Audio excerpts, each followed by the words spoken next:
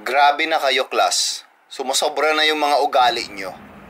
This is the worst section. Sir, sorry po. Hindi naman po lahat ng students dito bobo tulad ni Tyro. Ng ibang estudyante.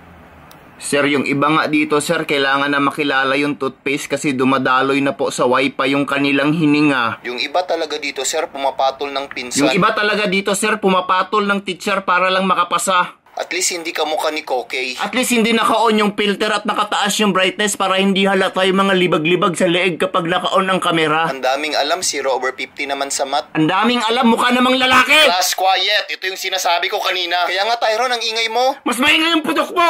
Anak, walang lalabas. Magsa-self-quarantine tayo. Opo. Ito, bilhan mo ako doon ng suka. Opo. Anak, saan ka? Di ba sabi ko walang lalabas? Di ba bibili ako ng suka? Sasagot ka? Hindi po.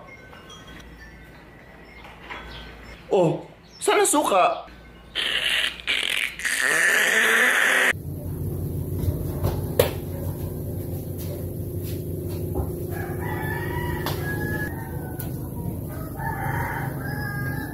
Hmm?